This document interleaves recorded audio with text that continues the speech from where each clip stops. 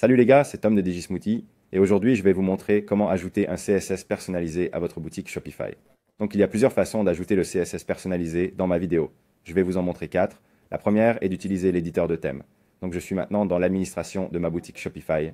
Je vais aller à thème de la boutique en ligne. Je vais cliquer sur personnaliser et en utilisant l'éditeur de thèmes, je peux ajouter le CSS personnalisé à n'importe quelle section spécifique. Donc disons que je suis maintenant sur le modèle de page produit et je veux changer la couleur de fond de ce bouton ajouter au panier. Donc, je vais aller dans Informations sur le produit. Je vais faire défiler vers le bas et comme vous pouvez le voir, il y a une section de CSS personnalisé. J'ajouterai mon code et comme vous pouvez le voir, la couleur a changé. Donc, je peux maintenant l'enregistrer et il s'appliquera automatiquement à toutes les pages produits utilisant ce modèle.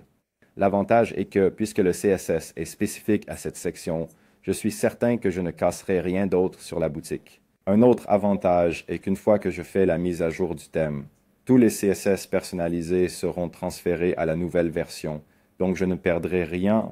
L'inconvénient est que l'espace ici est assez limité, donc il y a une limite de 500 caractères. La solution à la limite de 500 caractères est d'utiliser le CSS personnalisé au niveau de l'équipe, donc je suis maintenant dans mon éditeur d'équipe, je vais aller aux paramètres de l'équipe. Et ici se trouve une section appelée CSS personnalisé, c'est très similaire à la première méthode. La différence est que le CSS ici s'applique à l'ensemble du magasin et que la limite de caractères n'est pas de 500, mais de 1500. Si cela ne suffit pas, vous pouvez modifier le fichier CSS de votre équipe. Donc, j'utilise l'équipe DON et je vais cliquer sur Modifier le code. Comme vous pouvez le voir, l'équipe DON a plusieurs fichiers CSS différents. Le principal s'appelle base CSS et vous pouvez trouver la plupart des styles ici. L'avantage est qu'il n'y a pas de limite. Vous pouvez mettre autant de CSS que vous le souhaitez, mais le plus gros inconvénient est qu'une fois que vous changez de thème ou même que vous faites une mise à jour du thème, tout le code personnalisé sera perdu. La quatrième méthode consiste à utiliser l'application tierce pour injecter le code personnalisé dans votre équipe Shopify. Dans mon exemple, j'ai installé une application appelée XO Insert Code.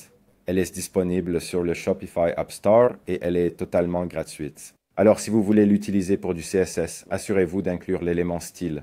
Et ensuite, vous pouvez mettre le code CSS que vous souhaitez. Il n'y a pas de limite. Merci beaucoup d'avoir regardé. J'espère que c'était utile. Et si vous aimez le contenu, n'oubliez pas de vous abonner à notre chaîne et j'espère vous voir bientôt.